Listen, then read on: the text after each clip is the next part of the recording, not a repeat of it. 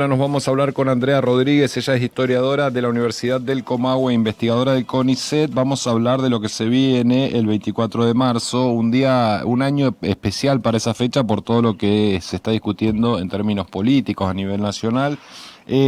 Andrea Rodríguez, gracias por atendernos. Luciano y Santiago la saludan. Hola, buen día. Gracias a ustedes por contactarme. No, usted ¿se acuerda de la época de los compact, doctora?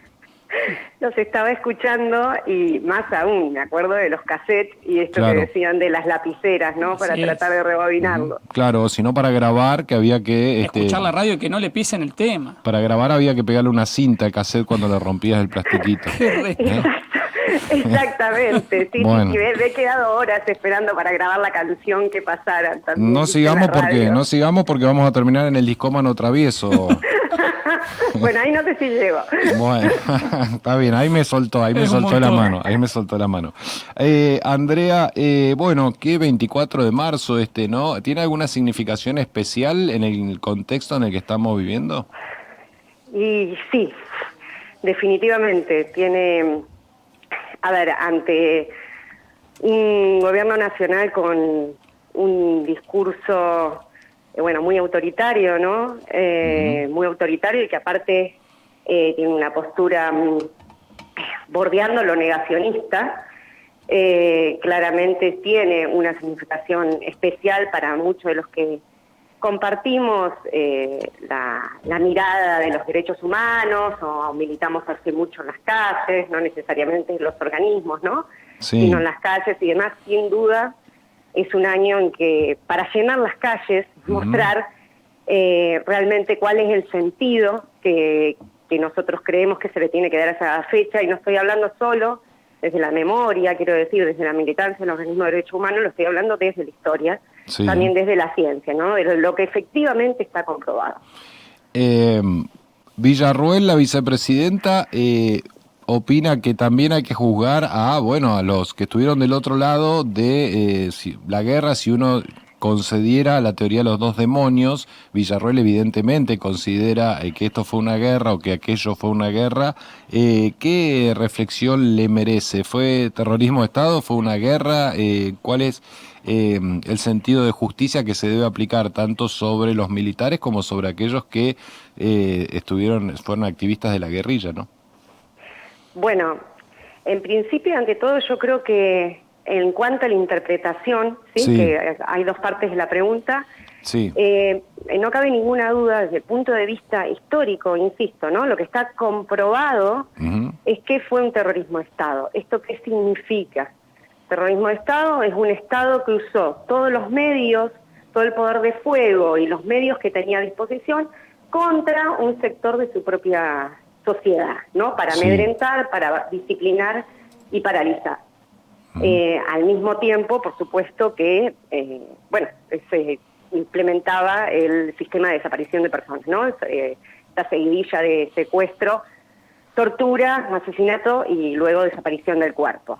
Entonces, esto, digamos, realmente no es materia opinable en ese sentido. ¿Por qué digo esto? Porque hay cantidad de investigaciones históricas que lo demuestran, inclusive la misma justicia se expidió sobre eso. Sí. Desde el juicio de las juntas en adelante ya está, digamos, comprobado, aún judicialmente, que esto no fue una guerra significa dos bandos de ambos lados con igual poder de fuego, ¿sí? Que no fue lo que sucedió, pero aún así, quienes son partidarios de la guerra, digamos, de los que lo pueden pensar así, esto no cabe bajo ningún punto de vista dentro de esta concepción, porque por muchas cuestiones.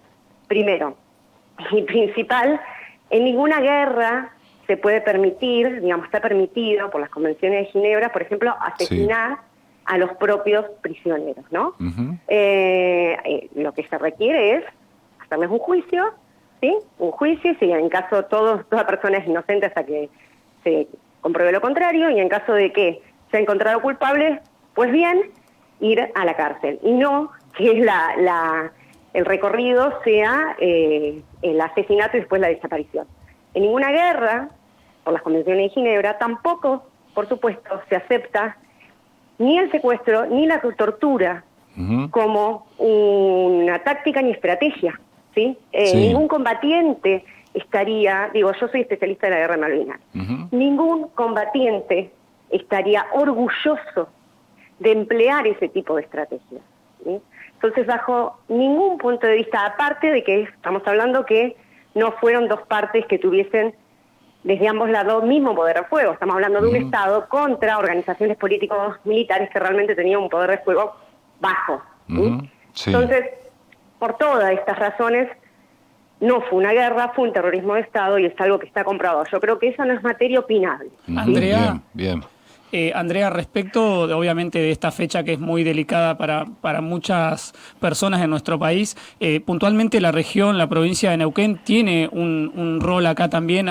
Hubieron situaciones muy difíciles. De hecho, están imputados lo que son el ex juez federal Pedro Uriarte y el fiscal Víctor Ortiz, ¿no? Se están llevando a cabo el juicio. ¿Tenés conocimiento de esto? ¿Tenés una visión sobre esto puntual?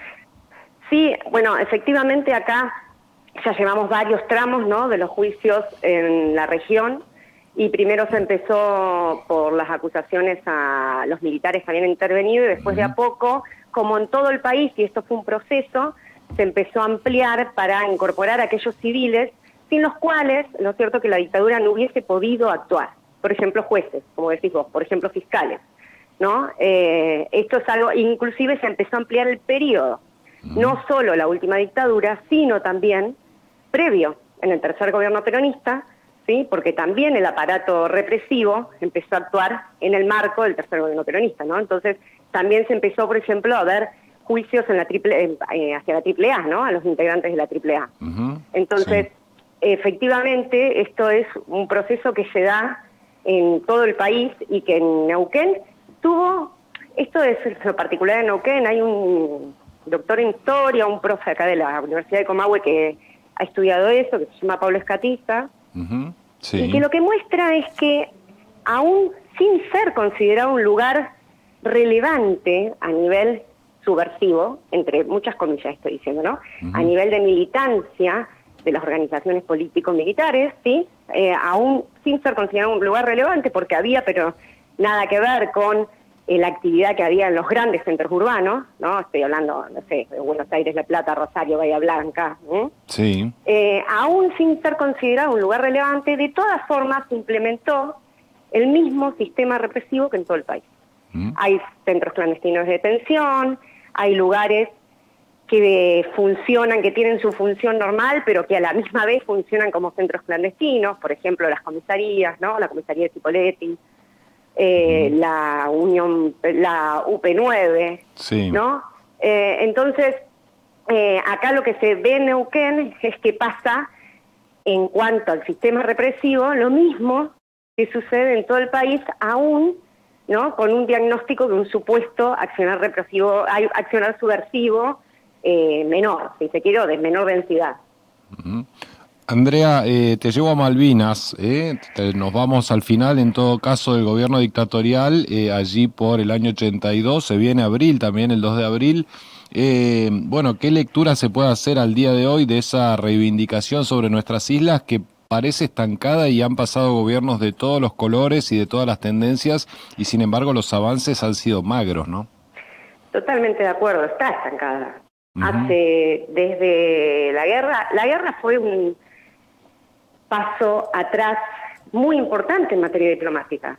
Y a partir de ahí no se ha podido remontar, o sea, ya sean los gobiernos que tienen una posición más intransigente y más belicosa, si quieren ustedes, ¿no? De poco diálogo con Inglaterra, como aquellos otros que buscan ir por el lado de la mayor negociación, mayor tolerancia, no sé, estoy pensando en las relaciones carnales, ¿no?, durante el gobierno de Menem. Sí. Sea cual sea la forma y la estrategia, lo cierto es que efectivamente no han habido avances diplomáticos. O sea, no se ha estado más cerca de recuperar la soberanía de las islas. Y esto es producto claramente de la decisión de la guerra y del impacto de la guerra. Hasta ese momento no es que estuviésemos súper cerca, porque sería mentira decir eso, pero sí es cierto que había habido mucho contacto con los isleños. De hecho había una política muy importante de Argentina en las islas, no sé, estaba YPF en las islas, había maestra argentina en las islas, estaba Gas del Estado. Entonces, claro, había eso no se No suele tenía el conocer. dato, o sea, ya había un avance, por lo menos, en la participación nuestra en las islas, ¿no? Exacto, había un avance en ese sentido. No significaba, ahí la gran discusión es, ¿eso significaba reconocimiento de soberanía? No, porque lo que se había hecho era un acuerdo que se llamó Acuerdo de Comunicaciones, Sí. y en ese Acuerdo de Comunicaciones, que es de los 70, Argentina intentaba de a poco empezar a instalarse dentro de la sociedad isleña, ¿no? De cara a que de a poco empieza a parecer cada vez más necesaria, ¿se entiende? Sí. Si ellos tienen gas gracias a, ¿no? Porque en realidad la primera vez que tuvieron gas fue gracias a la presencia argentina, si está YPF, si están las maestras argentinas. Bueno, la idea era mostrarse cada vez más necesario, y en ese más necesario, la posibilidad que llevará a negociar efectivamente la soberanía, ¿no? Esa era la idea. Entonces esto que se había empezado a hacer antes, que igual se había empezado a estancar un poco, ¿sí? Para el 81, 82, porque había como todo un sector isleño que, digamos, estaban de acuerdo con los beneficios que traían, pero que no querían saber nada con que eso significara una negociación de la soberanía, ¿no? Pero esto que estaba en camino, y de a poco se había podido hacer, se vio absolutamente revertido por la guerra. O sea, la guerra termina siendo contraproducente, ni siquiera se sostuvieron estos avances que no nos satisfacían, pero por lo menos estaban allí, ¿no? Exacto. Es completamente un paso en falso, pero bajo todo punto de vista. Bueno, Andrea, te agradecemos mucho el contacto, ya te llamaremos para más cerca del 2 de abril para seguir repasando todo lo que tiene que ver con Malvinas. Te agradecemos el contacto. Me acordé, antes de despedirte, ¿grabaste alguna vez de grabador a grabador con la puerta de la pieza cerrada? Lo tiene preocupado el tema. No, yo lo noto. No, en mi casa el único grabador que había era en el living. Sí. Así que el tema era que nadie hiciera ruido cuando estábamos en el living, en toda la casa, ¿no? Para que no salieran esos ruidos no volaba una en la mosca. grabación. No, tal cual. Bien, Andrea, bueno, debes haber sido hija única, porque el que te arruinaba eso era el hermano siempre.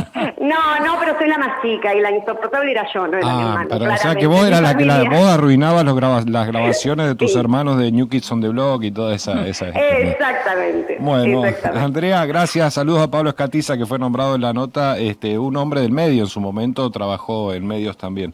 Te mandamos muchas gracias a ustedes por el contacto y estoy a disposición cuando quieran hablar sobre estos temas que la verdad que son tan importantes tenerlos vigentes y bueno, y un poco discutir, ¿no? Las narrativas que se están intentando instalar, los discursos que están intentando instalar desde el gobierno, salir a discutirlos porque no todo es lo mismo, no se puede decir cualquier cosa y hay cuestiones que efectivamente ya están comprobadas, ¿no? Entonces, no son materia opinable. Otras cosas sí, ¿sí? Pero después la interpretación, la verdad que eso, por lo que hemos llegado hasta ahora en la ciencia, que siempre nos acercamos a la verdad, nunca es la verdad absoluta, por lo que nos hemos acercado hasta ahora, ya ahí no hay mucha discusión, ¿no? Aparte. Así que bueno, les agradezco. Andrea Rodríguez, muchísimas gracias por habernos atendido, No, por favor, gracias Adiós. a ustedes.